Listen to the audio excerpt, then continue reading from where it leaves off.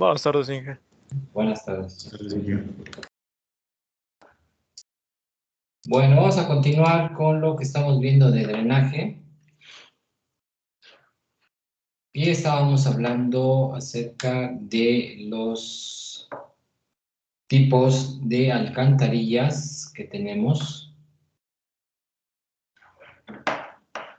Y vamos a ir viendo cada una de ellas. Habíamos hablado de las alcantarillas de tubo de acero corrugado, que son muy utilizadas, sobre todo para aspectos de alcantarillas de gran tamaño, sobre todo las que ya son, que se llaman alcantarillas de tubo abebodado, o sea, adovedado, que ya son más pequeñas en la parte inferior y mucho más circulares en la parte superior. O sea, tenemos más área de agua y entonces son un poquito mejor.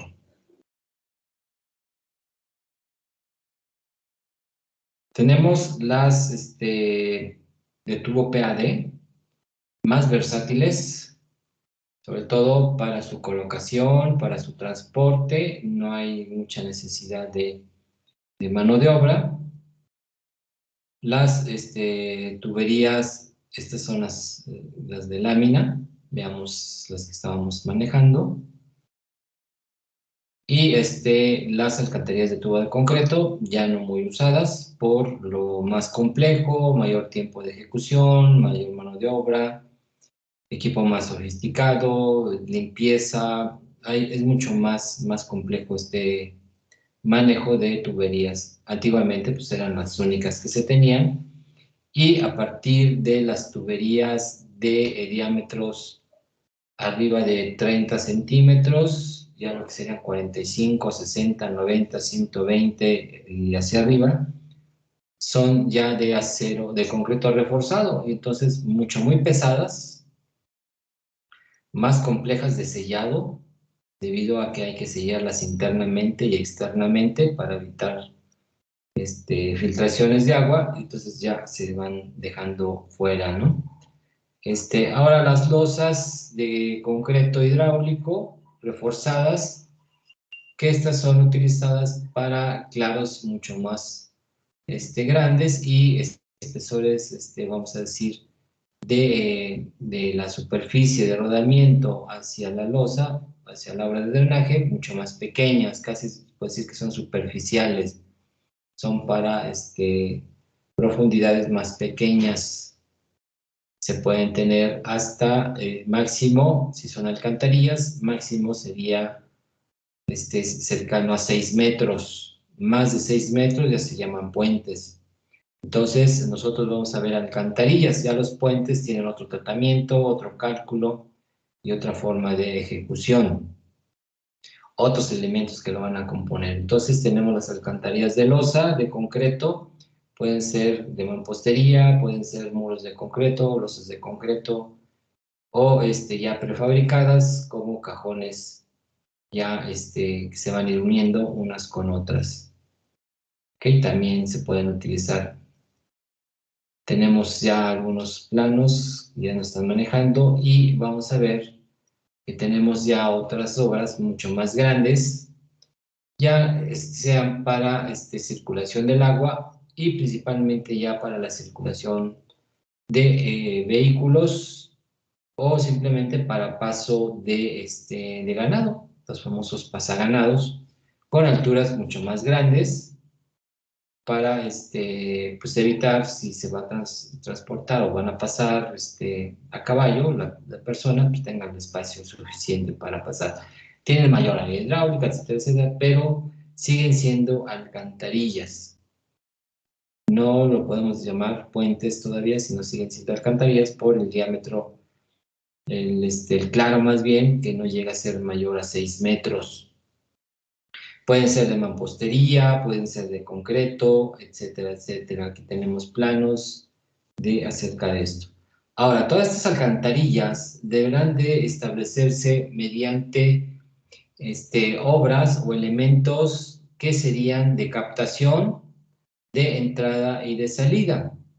Todas las alcantarillas deben de tener un aspecto de entrada y de salida con lo que le vamos a llamar los estribos, que pueden ser de mampostería o pueden ser de concreto.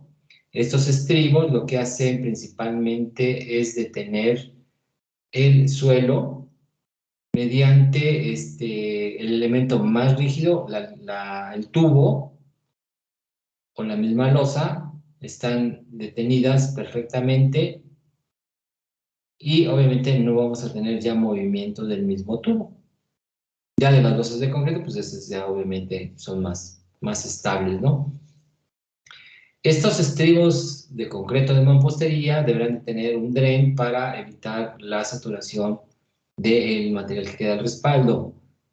A la vez, deberán de tener en ciertos puntos lo que se conocen como aleros o elementos que nos van a servir como detención del talud, del terraplén que va a tener de la parte superior. Estos estribos deberán estar calculados para evitar que el material se introduzca hacia la misma agua de drenaje. Además de los aleros, conjuntamente se tiene que construir lo que sería la parte inferior, que sería el zampeado o el piso para evitar socavación o deslave del mismo material a la hora de que está pasando el agua. Deberán de tener la misma longitud que tienen los aleros. Los aleros se manejan de manera triangular, porque esto va a ser de acuerdo a la pendiente que tiene el terreno del talud. ¿Ok? Ahora, en el caso de obras de captación, que van a ser la captación de las mismas cunetas, se construyen cajas de captación para que el agua de las cunetas caiga en esta caja y se conecte a la alcantarilla y pase el agua hacia el otro lado. Los cabezotes también vienen siendo como parte de estas cajas o de las mismas alcantarillas para determinar ahí el final del talud. Si tenemos un colchón de material en la parte superior, ahí recaiga el material y de acuerdo al talud y no tengamos problemas de contaminación hacia la losa. Existen estos aleros ampliados de manera, pueden ser de mampostería, pueden ser de concreto, o también existen algunos que ya vienen prefabricados. También vienen prefabricados y simplemente se conectan al tubo y se acabó. Al igual, también tenemos cajas prefabricadas o también pueden ser de mampostería o de concreto, pero siempre con la forma de la cuneta para que entre ahí nuestra obra correspondiente. Bueno, eso sería de manera general los diferentes tipos de alcantarillas. Vamos a ver un video acerca de estas alcantarillas. Vamos a ver qué nos muestran aquí en los videos. Permítanme, vamos a conectar esto.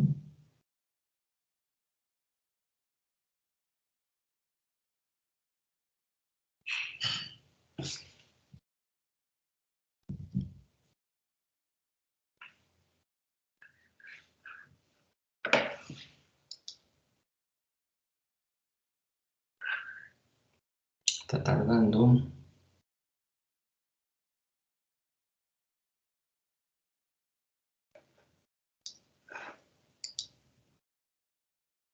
Un momentito.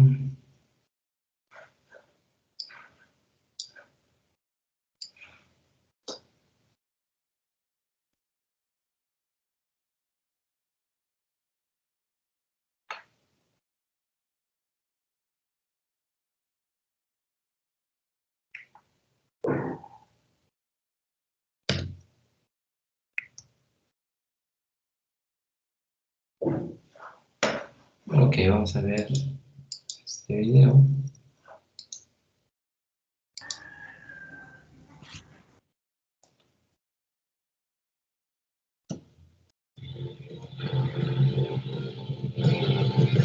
Empezamos con el trazo de dónde se va a realizar la excavación. Aquí en este caso se va a realizar en dos partes. Y es que evidentemente no se puede excavar todo completo porque interrumpiría el paso de los vehículos, cosa que aquí no se puede hacer. Y se aprovecha que se tiene suficiente espacio para trabajar. Es de unos 11 metros de ancho la vialidad, por lo que se dejan unos 4 a 5 metros sin excavar para que pasen los carros. Sin embargo, si la vialidad no da para esto, sí se tendría que cerrar la calle uno o los días que se necesiten para estos trabajos, cosa que obviamente a la gente de la zona no le gustará nada, pero sí puede pasar. Teniendo la referencia, se comienza con la excavación a la profundidad aproximada que deberá marcar la topografía de acuerdo a los niveles de proyecto o a los de la vialidad en esta sección. Por suerte, aquí el material se puede extraer con la cuchara de la retro, aunque con algunas dificultades. Material tipo B podría decirse. Habrá ocasiones en que se deberá romper piedra para alcanzar la profundidad necesaria para que entre el tubo y ahí empiezan los problemas y retrasos. Por suerte, aquí no es el caso y el topógrafo se encarga de revisar que la profundidad sea correcta cuando termina la retro de excavar. De ser necesario más, se continúa con la excavación, pero tratando de no pasarse mucho, que con esta excavadora puede pasar y muy fácil, pero queda más rápido y no la habían traído porque andaba ocupada más adelante del tramo. Confirmando que se tienen los niveles de excavación correctos, se dejan marcados en una varilla o referencia para que se pueda tirar un hilo y que los maestros puedan afinar la base de la excavación a mano para recibir el tubo y que éste tenga la pendiente adecuada para que corra el agua. Si el proyecto lo pide, se coloca una capa de arena en la base de unos más o menos 8 a 10 centímetros, me parece, ya que este tubo es un poco más grande, de 90 centímetros de diámetro, como les había dicho al inicio, y son tramos de 6 metros de largo, por lo que de preferencia se excava un poco más de esto para que quepa el tubo completo. Como pueden ver, ya están incluso preparando el material que se lo utilizará en el relleno, ya que no es solamente vaciarle un camión de tepetate encima y ya está. Hay que procesar el material y revolver con agua para que tenga la humedad necesaria y se compacte bien. Y esta es una buena manera de hacerlo cuando no se tiene material procesado en obra. Se hace un hoyo en medio del montón de material y se le agrega agua con la pipa. Después, con la misma mano de la retro, se va revolviendo este material. Haga de cuenta como si estuviera haciendo una mezcla de cemento con pala, pero a gran escala. Y este material ahora sí se utiliza para rellenar y dejar una capa protectora encima del tubo para que puedan pasar los carros y poder continuar a trazar y excavar el tramo restante teniendo cuidado en no fregar el tubo. Un detalle importante es dejar un buen espacio del tubo al descubierto en donde se va a hacer la unión con el tramo adicional, ya que es complicada esta maniobra y pesada entre más grande sea el tubo.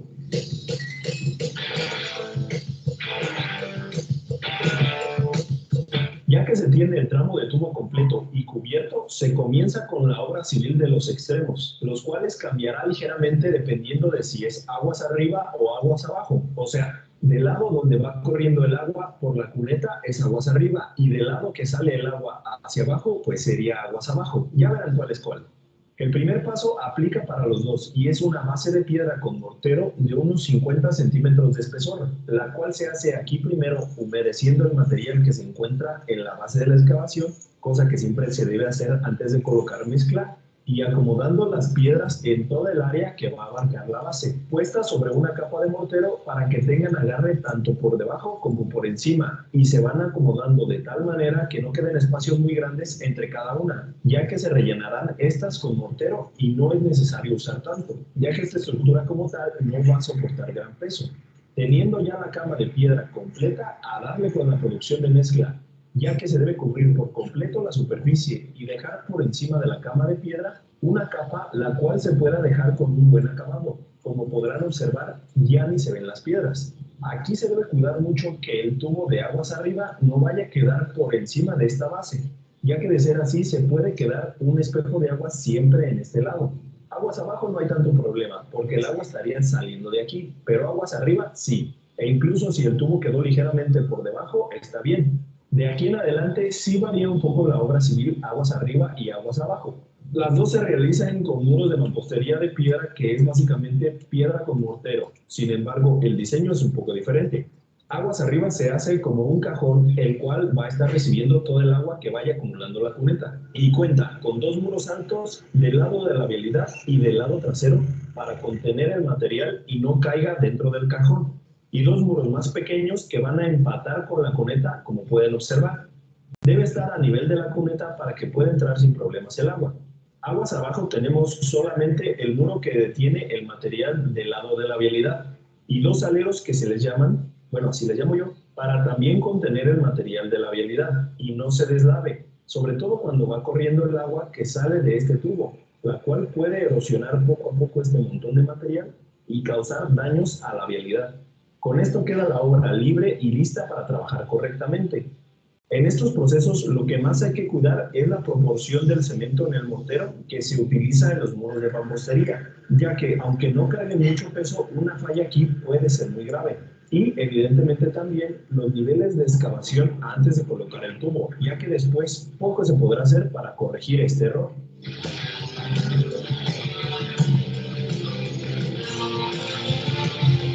Como pueden observar, estas obras no son tan complicadas, sin embargo se pueden volver terriblemente difíciles y frustrantes, tanto para la gente que vive por ahí como para el contratista. Si llegas a toparte con piedra y más encima que no haya suficiente espacio para realizar estas obras, porque si tienes que cerrar completamente la vialidad, obviamente vas a dejar incomunicada a la gente. Entonces, independientemente de qué papel juegues aquí, ya sea que la estás construyendo o sea que vivas por la zona, trata de ser paciente si es que vives por ahí y trata de hacerlo lo más rápido que puedas y lo mejor posible para que le dejes un buen trabajo a la gente que de ahí es, ¿sale? No me queda más que invitarlos a suscribirse si todavía no lo han hecho. Ok. ¿Alguna pregunta acerca, alguna duda del video?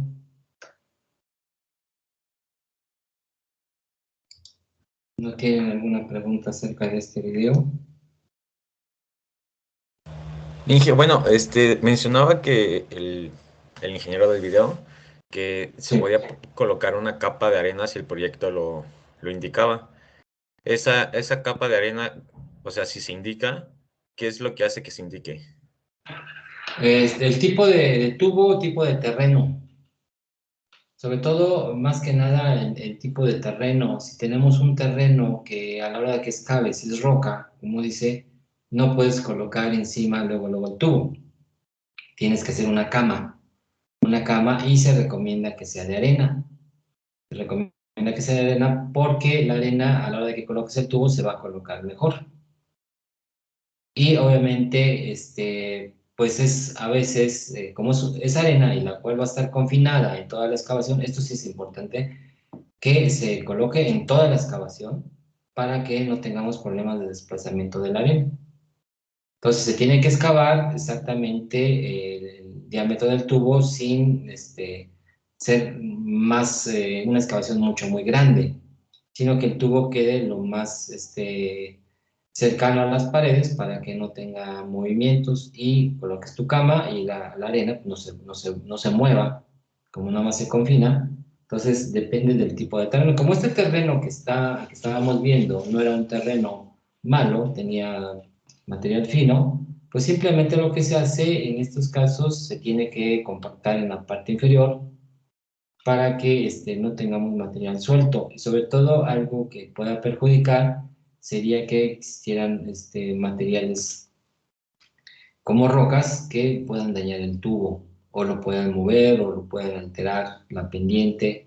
Esto obviamente son trabajos ya de calidad. Debe de quedar una cama perfectamente donde el material arrope perfectamente el tubo para que se compacte y no tengas problemas de deformación en la parte superior. Muchas veces hemos visto cuando se hacen pasan un tubo en una vialidad que después, donde hiciste la excavación se empieza a hundir, ¿no? Esto es muy común. Pues aquí lo que evitemos es que haya un hundimiento del material y obviamente esto debe estar bien, lo que se llama bien hecho el aproche o el acostillado para que el tubo quede perfectamente bien sujeto por todo el material que le vas a poner. Por eso muchas de las veces sí se recomienda una cama de arena o en algunos casos recomienda el material fino de calidad, que puede ser de preferencia un limo arenoso, que no sea arcillas y que no sean materiales plásticos para evitar deformaciones. Entonces, repito, aquí dependerá del tipo de suelo que te encuentres y del tubo también. Hay veces que el tubo requiere que quede lo más parejo posible y no tenga problemas de que se pueda desprender o se pueda romper. Esto se hacía mucho con los tubos de concreto, pero ahora con nuevas tuberías de PAD pues son un poquito más flexibles, un poquito más vamos a decir, manejables en este aspecto, pero hay que compactar perfectamente. Recuerden, el colchón o la cama que queda arriba se llama colchón, lo que está arriba del tubo, por lo menos debe ser igual al diámetro del tubo, para evitar deformaciones del tubo y el tubo quede perfectamente circular. Esto, si no está bien hecho, va a haber deformaciones, y al haber deformaciones, obviamente va a afectar pues, a todas las capas de tu camino. A la larga se van a ir acomodando los materiales y va a haber una depresión y vamos a tener ahí un pequeño hundimiento de nuestro camino, que para poderlo arreglar tienes que romper todo, agregarle más material para que quede perfectamente, o meterle capas de asfalto más gruesas en esas zonas si es que lleva asfalto. Pero si lleva concreto, el concreto se va a romper como losa de rodamiento. ¿Ok? ¿Alguna otra pregunta? Entonces, de preferencia, sí colocar la cama de arena para evitar que haya deformaciones de todas las capas, principalmente. Eso sería los... ¿Alguna otra pregunta? ¿Y qué factores determinan la profundidad de excavación? El diámetro del tubo y el terreno natural. Porque tú lo que vas a hacer es la continuación del escurrimiento natural. Entonces, si tenemos gran tamaño de terraplén, pues tienes que buscar la zona donde pasa el agua de manera natural. O sea, no tenemos que forzar el paso del agua, salvo situaciones muy especiales, y esto dependiendo del lugar donde esté haciendo, se puede modificar el escurrimiento. Lo más importante de esto es que, y ahorita lo voy a mostrar, es que la circulación del agua debe de ser lo más real del escurrimiento que tiene naturalmente. O sea, no hay que buscarle que quieras, pues que se vaya por acá y que se vaya para este. No, no es tan fácil.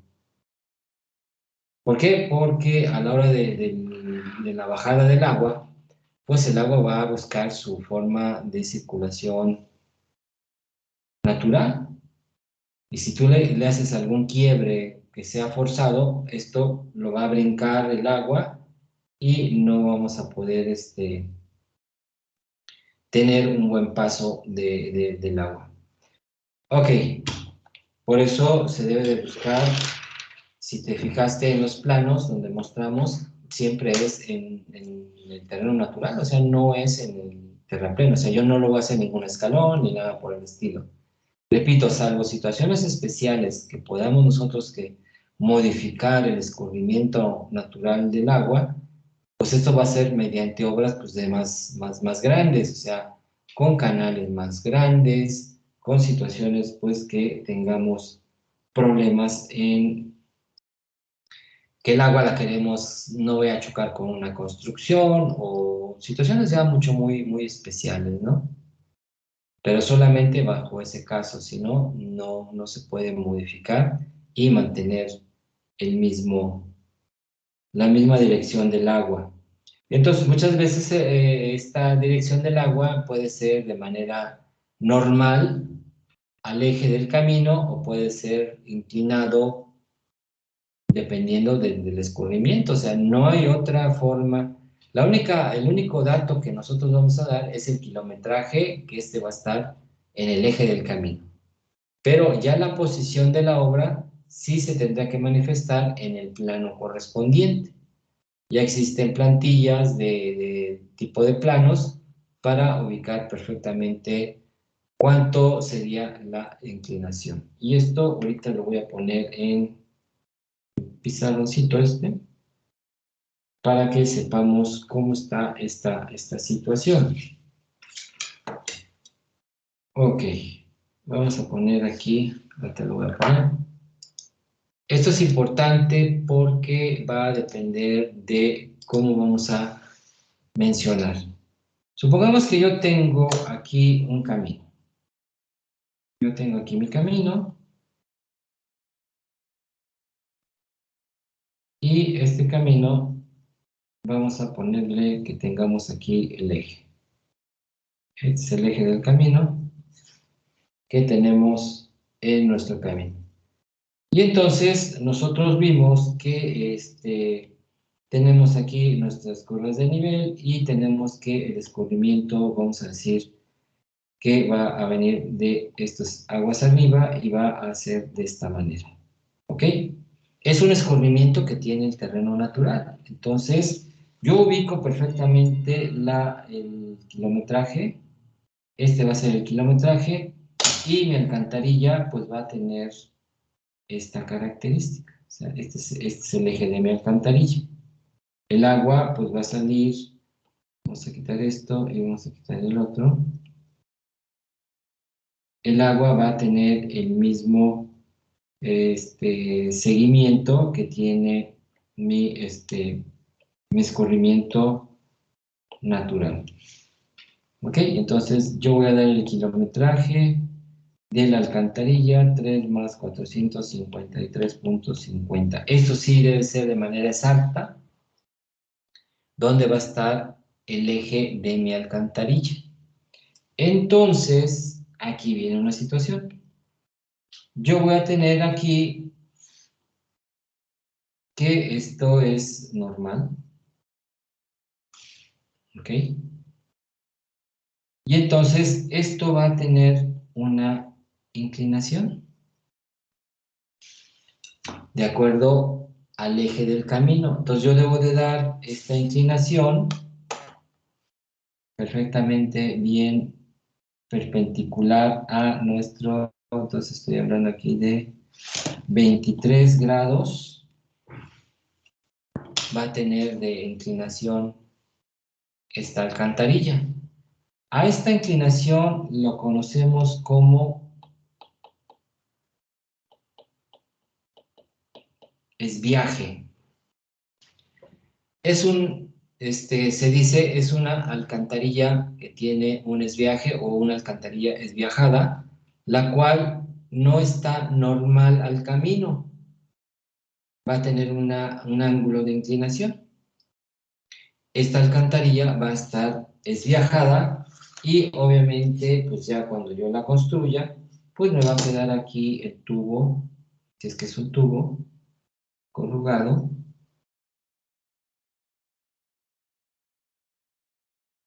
¿Ok?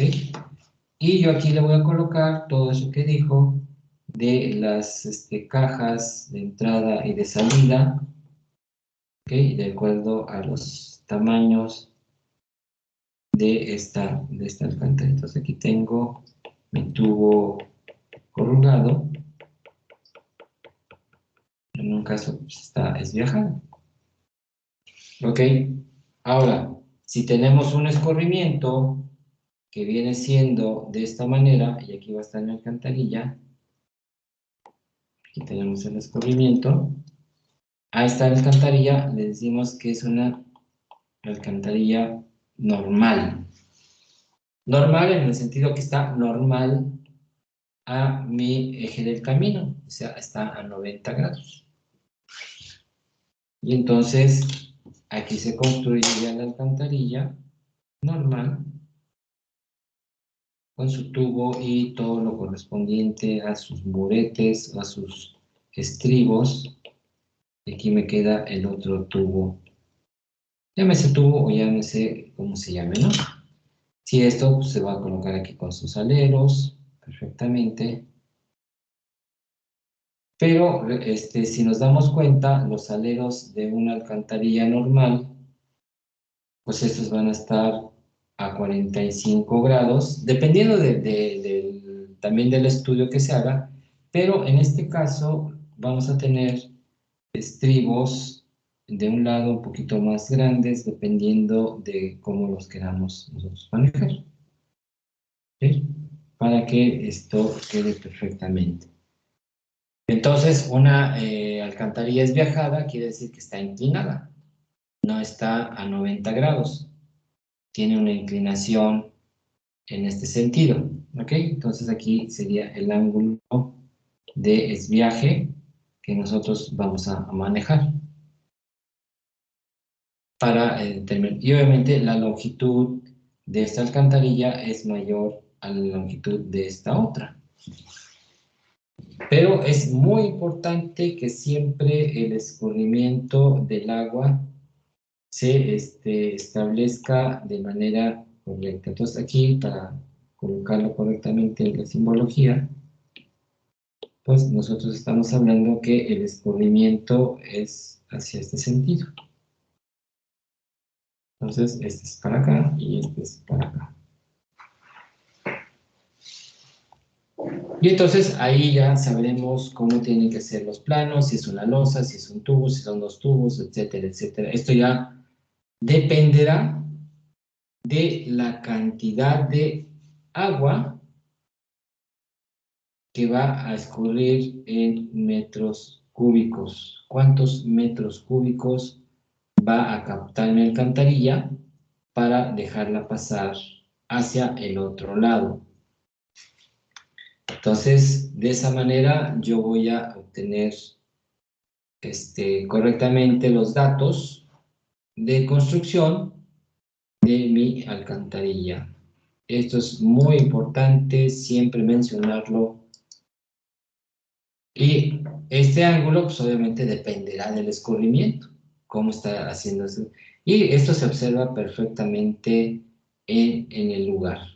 Bueno, hay alcantarillas que no van a ser del paso del escurrimiento, por decir, la captación del agua de las cunetas. Esta alcantarilla lo único que se está haciendo es para pasar el agua, como lo vimos en el video, de un lado hacia otro, pero es lo que se capta en las cunetas.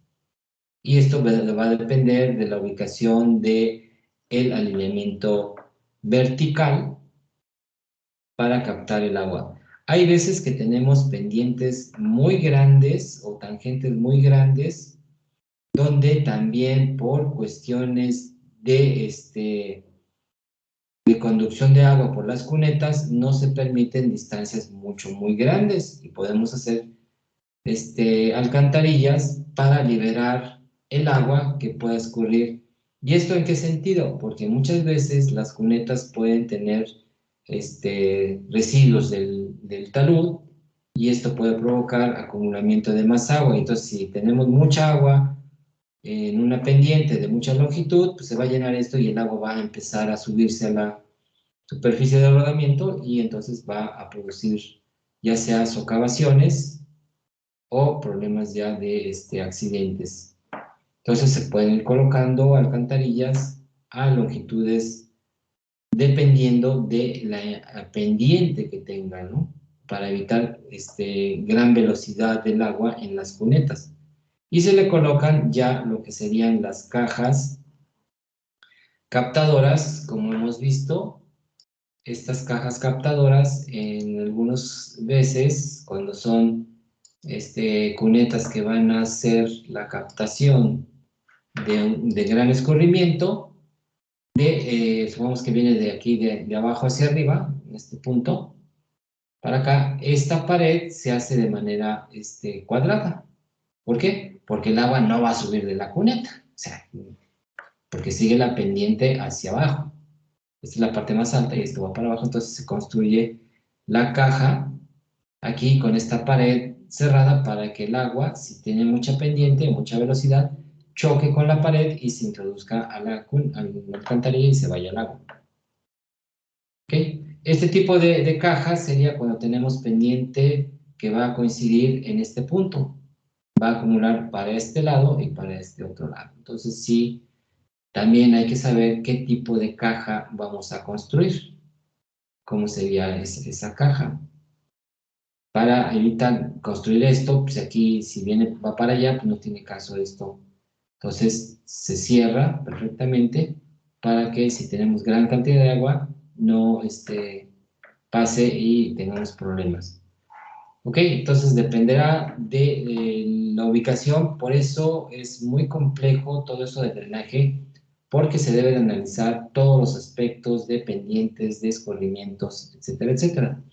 Y entonces la construcción de las alcantarillas siempre debe ser a nivel del terreno natural, como lo hemos visto en algunas otras. Aquí, pues obviamente también vean aquí, es el escurrimiento del terreno natural, no hay que modificarlo.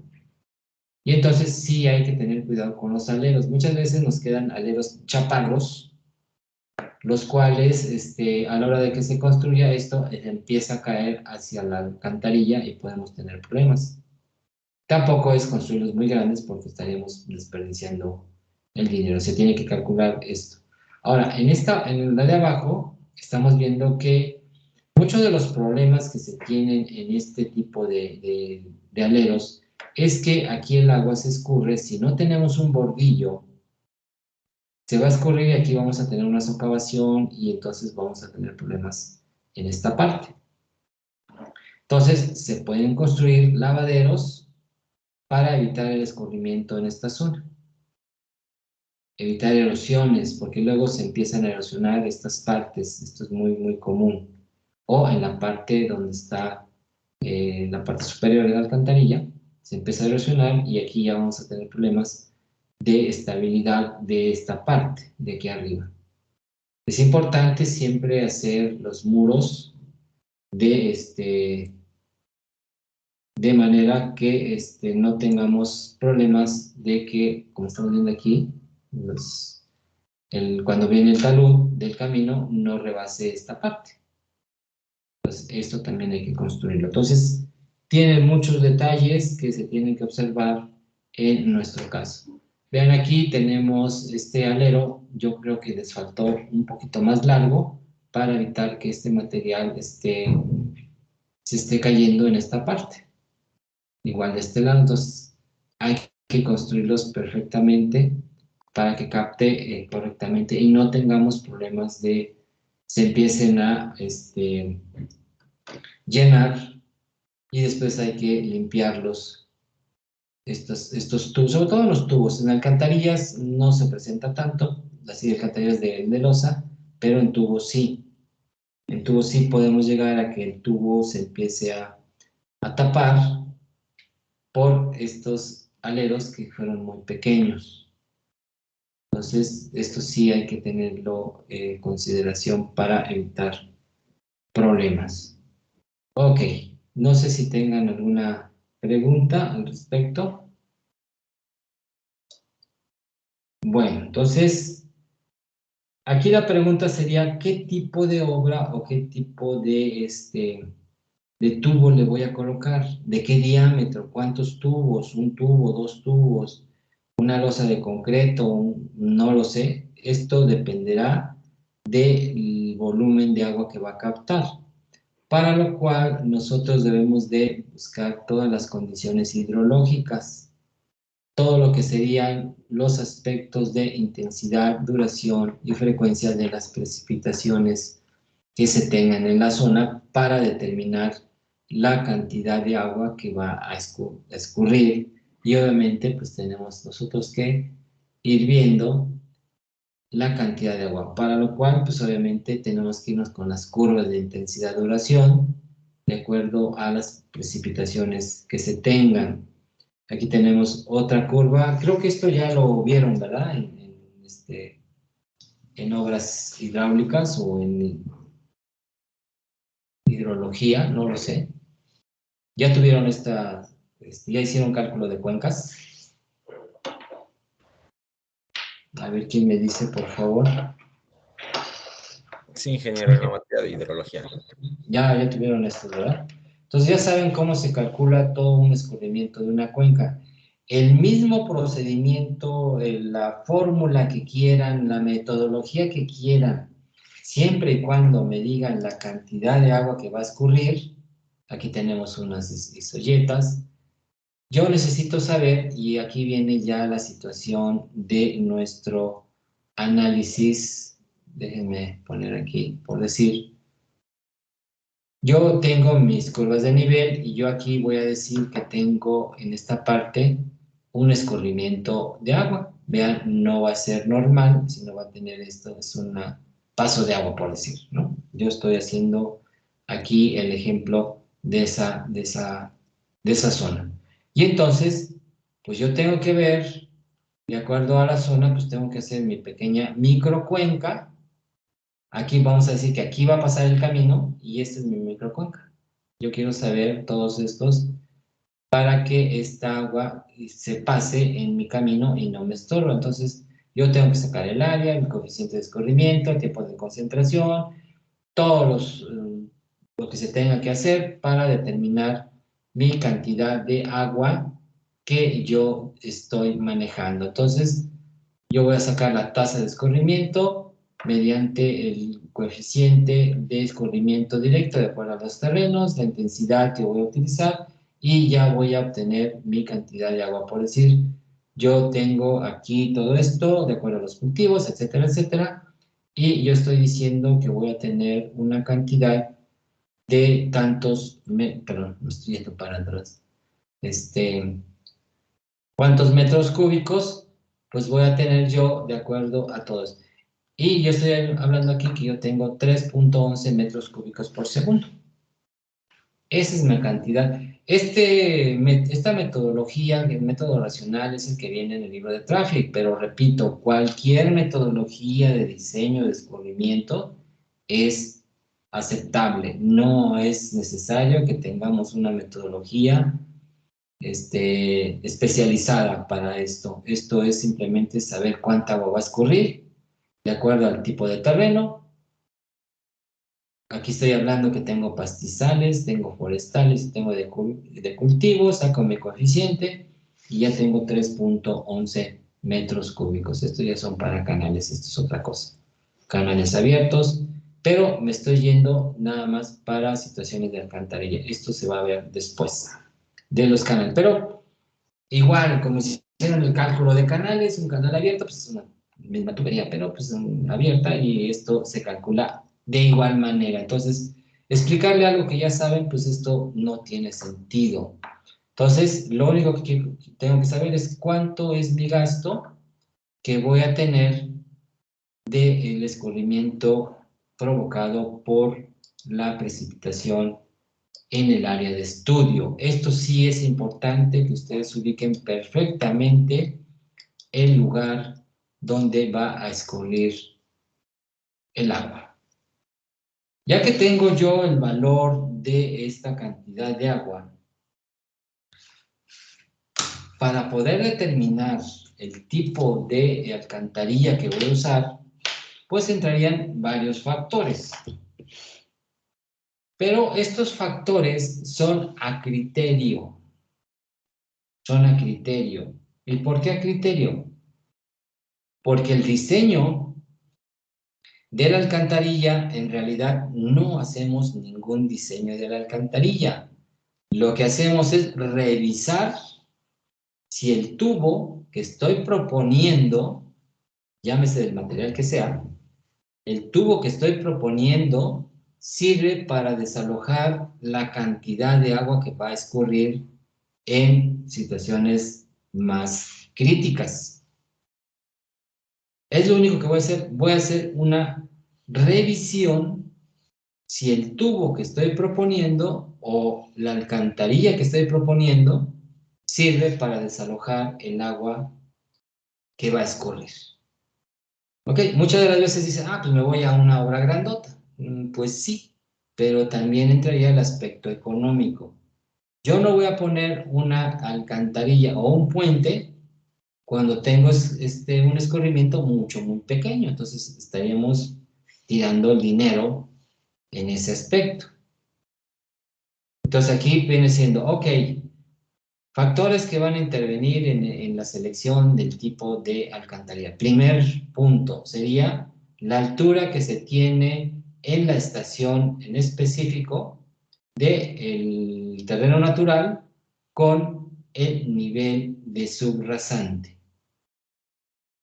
Ese sería uno de los principales aspectos a determinar qué tipo de alcantarilla usar. La altura que se tenga entre el terreno natural y nivel de subrasante donde se efectúa este escurrimiento o este paso natural del agua. Aloja perfectamente un tubo. Recuerden que el tubo necesita el mismo diámetro en la parte superior como mínimo. No cabe. ¿Ok? Entonces, podemos seleccionar una alcantarilla de losa. ¿Ok? Entonces aquí muchos aspectos van a intervenir en el aspecto de selección, qué tipo de losa. Con estribos de mampostería, de piedra, con concreto. No hay piedra en el lugar, vámonos. Entonces vamos a hacerlo de concreto. Entonces, lo que vamos a hacer simplemente es seleccionar el tipo de obra que yo requiera de acuerdo a las características primeramente del terreno. Y después, ya que seleccione esto, hago mi plano perfectamente con la pendiente natural que tiene el escurrimiento, dibujo mi alcantarilla en todas sus dimensiones, de acuerdo a todo lo que me están diciendo, el tipo de caja, principalmente el tipo de cabezotes o de estribos de inicio y de salida, mido la longitud, mido la pendiente y ya sé cuánto es de pendiente que va a tener mi escurrimiento. Porque es otro de los datos que yo requiero. La pendiente del agua, de la alcantarilla, para que pase perfectamente el agua. ¿Sí va a tener una pendiente? Pues sí, porque tiene el escurrimiento natural. O sea, a fuerza va a tener una pendiente, ¿no? No la voy a modificar. Voy a establecer que la zona esté totalmente bien definida y de esa manera yo la voy a determinar. ¿Ok? En el video estamos viendo una alcantarilla para paso de agua de cunetas. Ahí no hay terreno natural. Por eso se tiene que romper. Pero en el caso de una alcantarilla de escurrimiento, de paso de escurrimiento, no tengo que excavar nada. Esto ya está. Lo único que tengo que saber es cuánto va a tener de altura para saber el tipo de alcantarilla. Bueno, entonces hay metodologías para diseñar este tipo, más bien para revisar si la alcantarilla que propusimos es correcta o no es correcta, de acuerdo a las cantidades de agua. Una vez que ya sabemos el escurrimiento. ¿Ok? Mañana vamos a empezar a ver esto ya de manera, con valores de un escurrimiento y vamos a determinar si sirve o no sirve nuestra propuesta de alcantarilla. Pues sería todo el día de hoy. Mañana seguimos con drenaje. Si tienen alguna pregunta, Hasta luego. por favor. Sale, vámonos. Nos vemos el día de mañana. Hasta luego. Inge, una pregunta. Sí, bien. Eso de lo de las microcuencas ya sería con lo de las cartas que nos había dado. Sí. Ustedes van a hacer por dónde está pasando el agua. Tienen que hacer su eje de terreno natural, el eje de tu perfil, y de ahí vas a definir. Obviamente en la carta sabes si hay escurrimientos ahí y definir tu escurrimiento con tus microcuencas que vas a ir seleccionando en toda tu longitud de tu tramo. Pero sí hay que revisarlo en la carta correspondiente. Y hay que buscar las cartas de intensidad y duración de la zona para saber, primero, el tipo de terreno. Primero hay que revisar, y esto sí es muy importante, revisar qué terreno tienes ahí, por donde va a pasar el camino, y qué terreno tienes en la zona alta donde va a llover, para ver si hay filtración, para ver el escurrimiento. Recuerden que esto vas a obtener un coeficiente de escurrimiento de acuerdo a los tipos de terreno que tienes, si son de cultivos, si son bosques, si son pastizales, si son lo que sea. Y de ahí sacas tu escurrimiento, pero importante saber el terreno que existe, porque esto nos va a llevar para identificar qué es lo que hay que realizar, tanto de lo que sean las terracerías como del material que se tiene en la zona. Vámonos, nos vemos mañana. Mañana seguimos. Si tienen otras preguntas, vamos a verlas. Hasta luego, bye. Gracias, profe. Hasta luego.